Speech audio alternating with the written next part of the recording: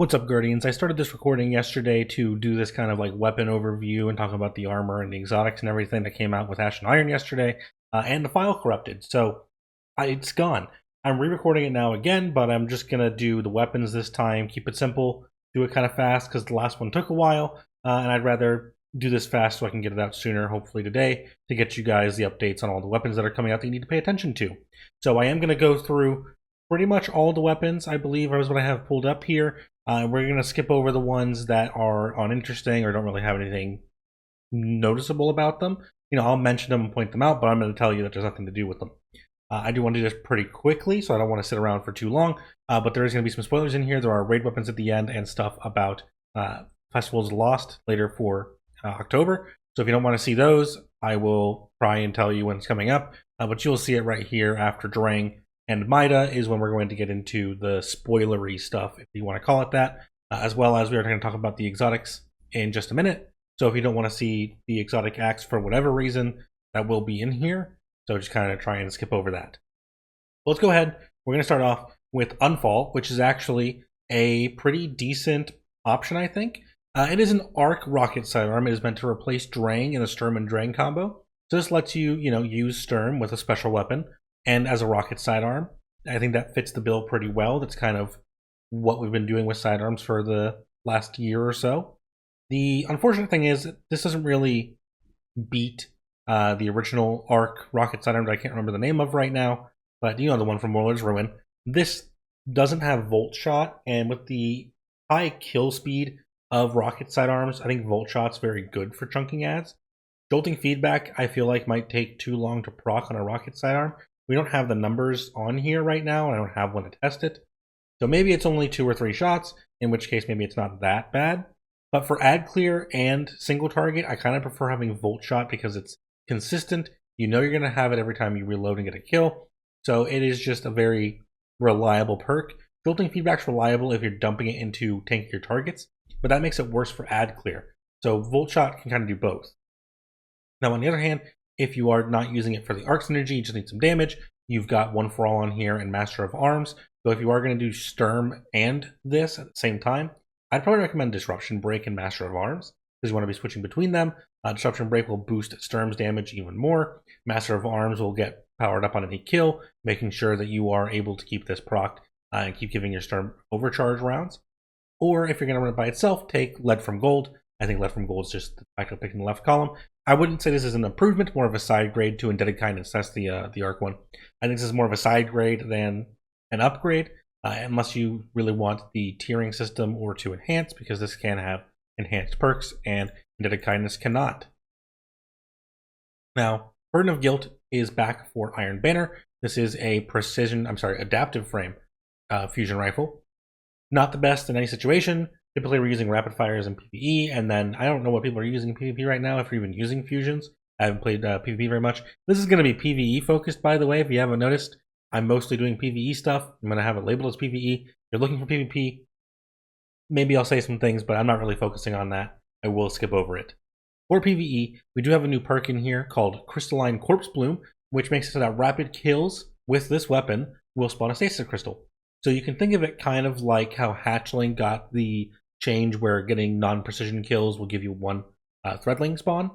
This is like, what if Headseeker didn't have, Headstone didn't have the headshot requirement to make a stasis crystal. So it is probably 3 kills if I had to guess. We don't have anything with this yet, so I haven't really tested it. But this is probably your best pick because we have so many chill clip fusions. You really need to go to Iron Banner to get this one. It has Rhyme Stealer, but Rhyme Stealer on a fusion feels really awkward. So I wouldn't really recommend it. Maybe I'm thinking Envious Arsenal is your best pick. Gets you some of that ammo finding stat as well. Ambitious, maybe if you're doing Ambitious chill clip, might not be bad. I don't think this is going to be a top pick for PvE, so probably a skip.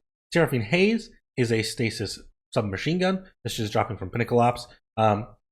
It looks fine. The stats are a bit better than the old Taken one from Season of the Deep. So I like this better than that as a 720. It does have the Huckleberry model with the cool reload. You are going to have Crystalline Corpse Bloom on this as well. So probably better on an SMG than something like the Fusion. you are able to get headshots with SMGs, so Headstone was not like a useless perk on them. But this is going to be more consistent. Just you're getting a lot of body shots, a lot of headshots. You're just spraying.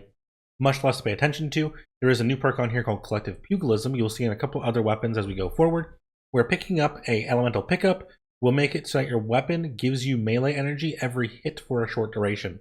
Think of it like threat generation, but for your melee, and it's on the weapon. So an interesting thing to be sure.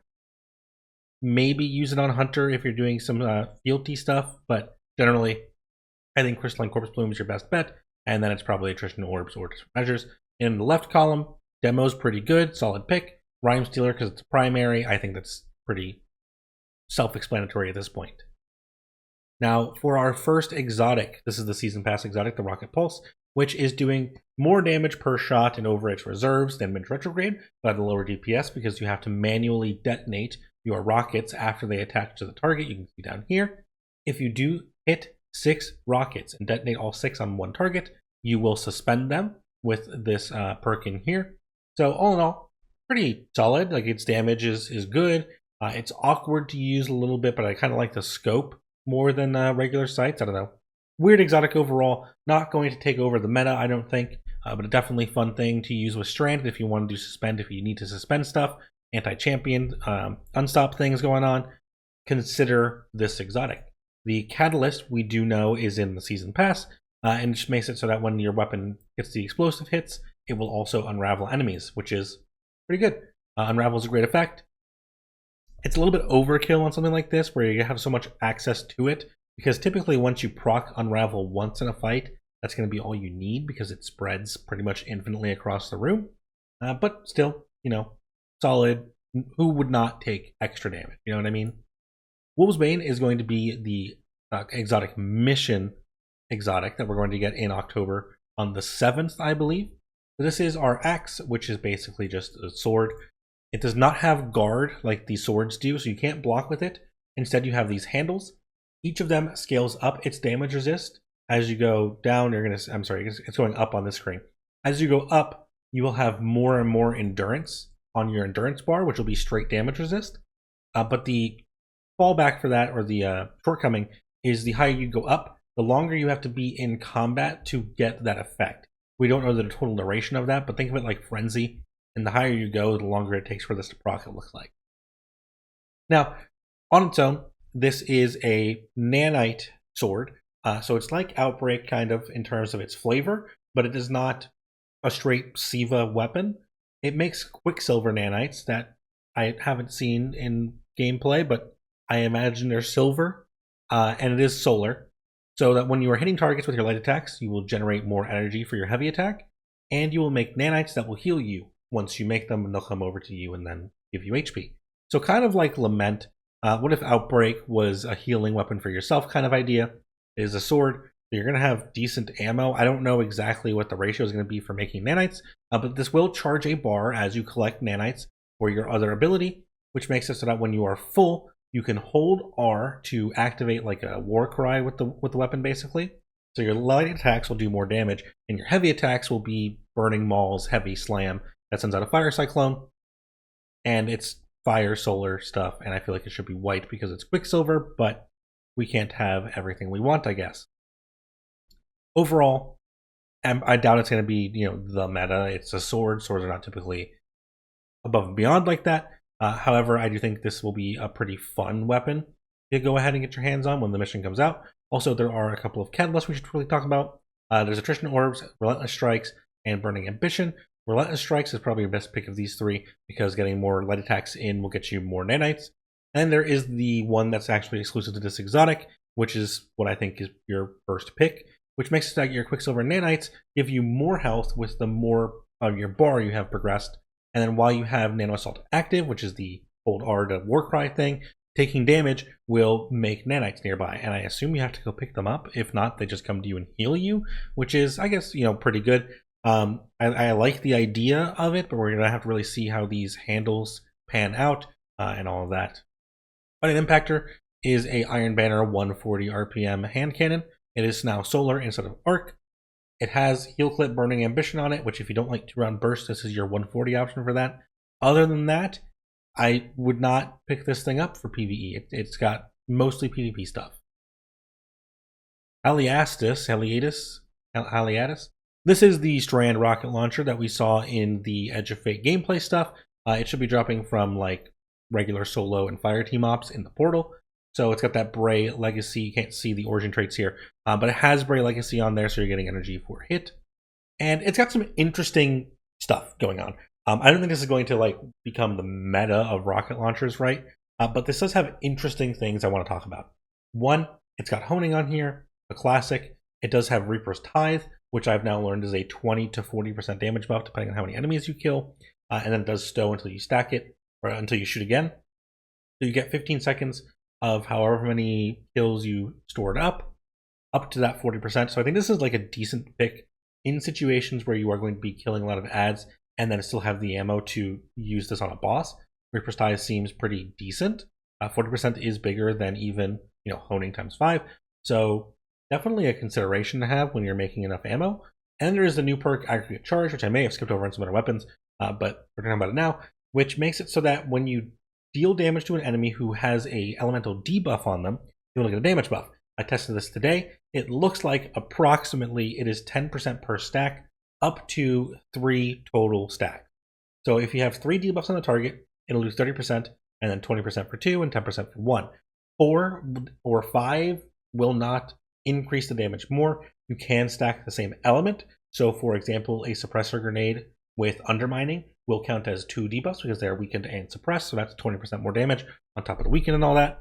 So I think this is a pretty interesting one if you are going on a build that has a lot of debuffing going on, or for weapons in raid scenarios. Because typically, if you're fighting a raid boss and you have somebody doing headshots, they probably have Severance on, so they're probably severing the enemy. You most likely have a weaken applied. If they're tractoring, they're also going to be suppressed. Maybe you've got slow going on, or jolt, or unravel. A lot of those things are just applied naturally while people are doing damage. So if you have 3 of those up out the entire time, that's 30% without you having to use a shot to activate it. So unlike bait and switch, it does not require like a rotation or any special finagling to make it work. It'll just be 30%. So I think that's a consideration to have on some weapons. I don't think it's going to make it take over, because honing is still the better damage buff overall. But if you're not able to proc that, or times 4 on honing, then it is probably the most consistent buff on here. In the left column, though, you're looking at auto-loading, Envious Assassin, Cluster Bombs, Impulse. Nothing stand out, no Envious Arsenal, which is why I don't think this is going to take off anyways. But it would be useful to have, right? It is unique, it is interesting. Look for that one with Aggregate Charge, maybe a Reaper's Tithe, and see what you can do with it. Now, MIDA Macro Tool is a replacement for MIDA Mini Tool in the MIDA Synergy setup over here for the frame, which makes it so that getting kills to this will charge MIDA Multi-Tool, and you'll get more speed while you have them equipped. Unfortunately, I tested MIDA's new benefit, and it seems like it's maybe explosive payload. So you're looking at maybe 10% for like 30 to 40 kills on red bars to charge it up, which just feels really bad. It's not worth doing it in PvE. So the most you're going to get out of this is some extra movement speed maybe. In PvP this is probably fine, but in PvE you've got Discord or maybe Trench Barrel and 1-2 Punch, Rolling Storm kind of, Envious Assassin Slide Shot. I wouldn't pick it up. Folded Root is this is from Reclaim, I guess. This is a Reclaim Ashen Iron weapon. It's a rocket launcher, it's void. It doesn't really have much going for it, honestly. Looking at the perk pool that I've selected, Cluster Bomb Chain Reaction is a decent ad clear roll, maybe. But you've got Lasting Impression for boss damage, Bipod, practically no reload perk at all. So it's a skip, honestly. Ever-Burning Glitz, though, is a Trials assault rifle. We got more Trials weapons.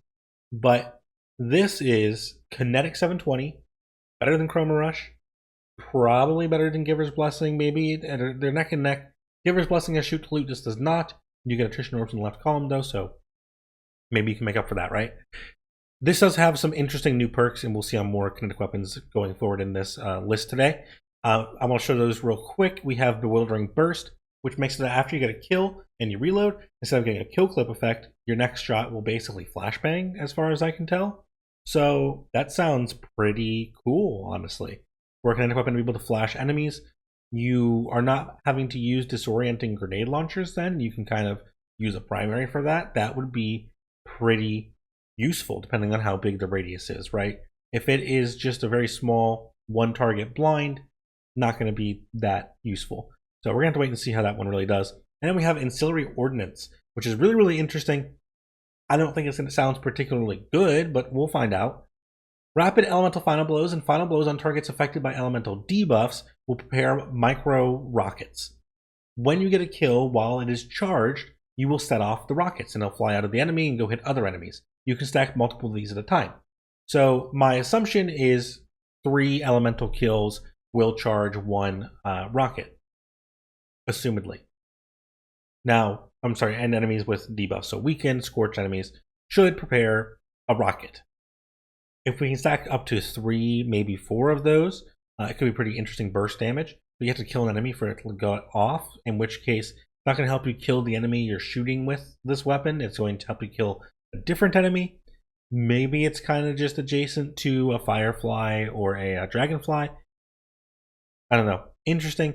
I think K-Tremors, Attrition Orbs is your #1 pick here. If Bewildering Blast is really good, you could take that with K-Tremors. That's probably the best pick. Probably what I would go for in that situation. Obviously, One for All and Subsistence is a great role here as well if you do want to fold those in somewhere in your weapon setup. And this is a great PvE auto rifle. Romantic Death is a reclamation weapon, I'm pretty sure, because I got it from Reclaimed. If I didn't get it from Reclaimed, and it's dropping in the portal just from regular portal activities, but I'm pretty sure this is dropping from Reclaim, because I've got like 3 of them. They are a Void Wave Frame, which is our first in quite a while. It does not do anything incredible, I think. We have a Velocity Baton, and the Area Denials, I think, have just outclassed the Wave Frames. However, this is pretty decent. You do got Chain Reaction on here, which just got buffed with enhanced perks to be 10% more damage on the explosion. So that makes it a little better, I think. And then you've got, destabilizing rounds if you want, and maybe One for All. I wouldn't really consider Surrounded because you're not really trying to get in close with this. You're not using these for damage, big burst of damage, you're using it to kill ads, right? So in reaction and destabilizing rounds are my first picks, One for All my backup. And then Repulsor Brace, maybe. Proximity Power, I don't think you're going to be trying to use this while meleeing. I don't know. Doesn't really make sense to me. Feeding Frenzy needs a lot of kills to charge up. Reverberation might increase the wave distance on this, and maybe that'll be worth it. I think Repulsor Brace is just generally more useful, as long as you have a way to apply it, and then maybe Threat Detector. So in all things considered, it's a Void Wave Frame. Pick it up if you don't have one, but it's not a make or break kind of weapon for me.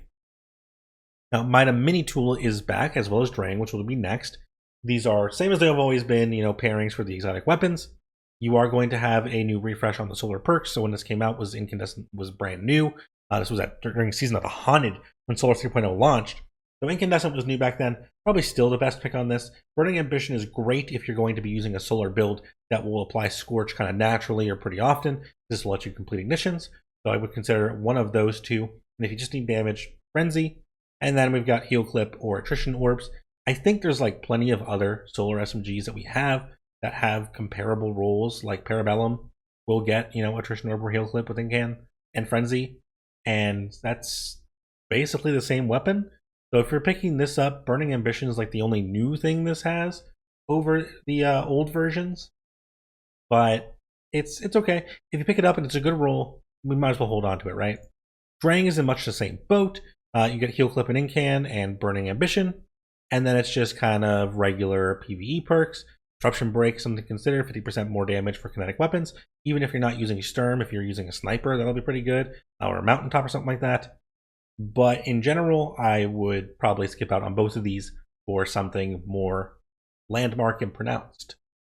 Now we're going to get into the raid weapons next. So if you don't want to see the raid weapons, I would probably skip ahead to the Festival of the Lost Weapons. Or if you don't want to see either of those because they're not showing in the API or the regular stuff that you can go see, then skip over the rest of this. If you do care, we're going to continue straight into the raid weapons, which is for the Epic Raid. I believe it has to be on the Epic Raid We're going to find out when it comes out, but I think these will only drop in the epic raid mode, and the regular mode will not drop these ones. Now, this is a unique weapon, and this is going to be the one that you will probably want to pick up out of all of them. Cusp Sempiternal. This is a Void Healing Frame auto. Obviously, we have the best solar one is No Hesitation. I think that's the solar healing auto. It's like the best because it gives you and your teammate restoration because it's got physic on it, and that makes it a disgustingly good support weapon for both you and your team at the same time. Adamantite was the strand one, and it had reciprocity, which was a bit subpar because it heals you when you're healing your teammates for a bit, and then they unravel, which is like, yeah, okay, I guess. This is somewhere in the middle. Second best healing auto, but taking this over No Hesitation just seems like a trial in futility when you could be giving you and your teammates restoration. Instead, you're going to give them an overshield and you 3 HP. Because this has reciprocity as its best healing perk. And that's just kind of subpar to me. I don't really vibe with that very much. You could take something like Repulsor or Attrition Orbs here, but I find these feel really weird to shoot enemies with. And I don't like shooting enemies with the support frames. You know, they have a built-in damage buff. They have a regular 600 auto like damage setup. But the projectiles just, it doesn't do it for me. If I'm using this, I want to heal teammates with it for the most part. And I would like to be rewarded for healing my teammates. Not having restoration or even overshields for yourself with this, just having a regular reciprocity and Circle of Life makes me feel like you should just be using No Hesitation, whatever the slow one's called. I'm pretty sure it's No Hesitation. Just be using that. Give yourself some restoration, and then who cares if you have Circle of Life or not? You can just put Surrounded on that and deal damage, but you've got restoration, your teammate has restoration, and you're basically unkillable. This does not do that. But if you need a Void one, you need to have a Void weapon. You're playing match game, because match game is back in the game again. Now I gotta think about match game. If you are playing match game, you know, you might need void damage and a healing auto at the same time. So here you go, I guess. The next one is a heavy GL. This is a Strand Rapid Fire GL.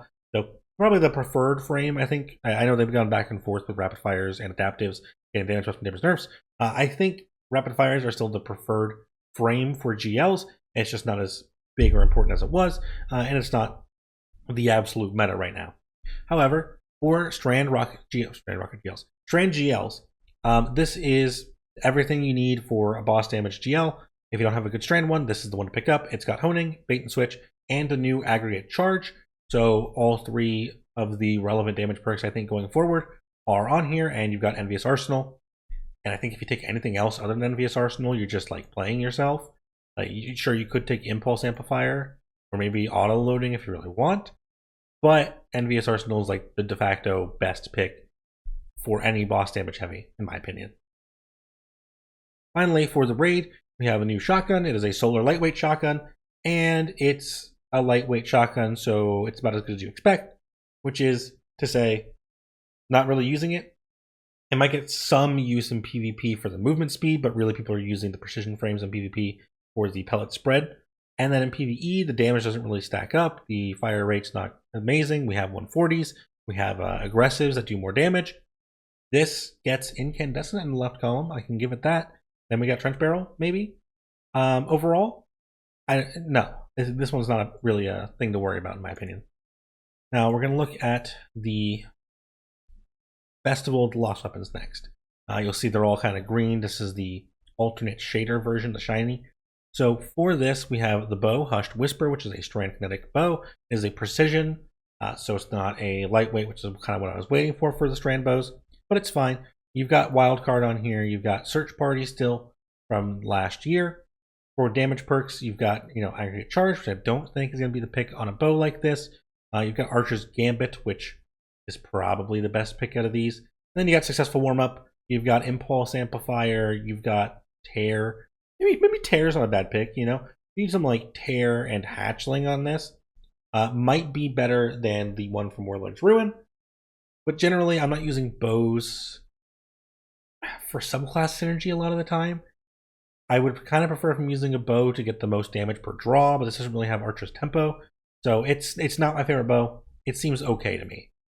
Gunburn, on the other hand, seems like a pretty fun kinetic SMG. It's 900 RPM.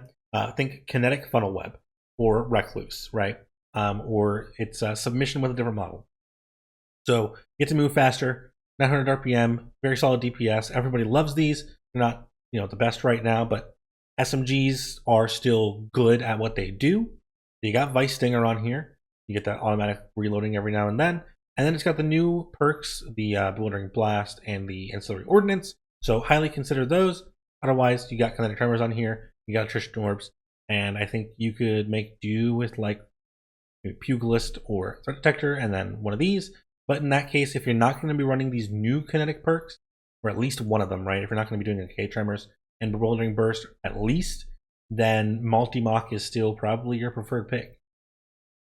Arcane Embrace is back. This is the 2-round burst slug shotgun that nobody cared about last year once it launched Trench Barrel. And now, I still don't think I'm going to care about it. It's got 4th times.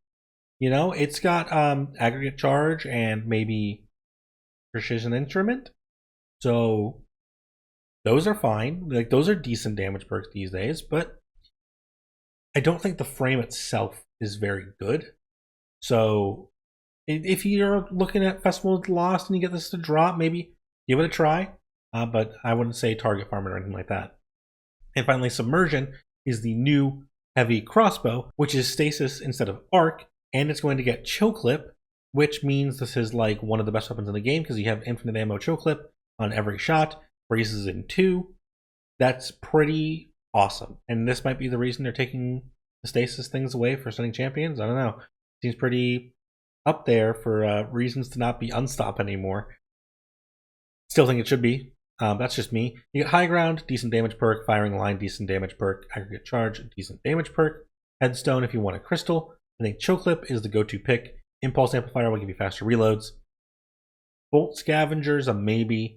And autoloading holsters like I think I skipped over this earlier, so let's talk about this perk, Lead from Light, that's here. I think this thing is probably mid.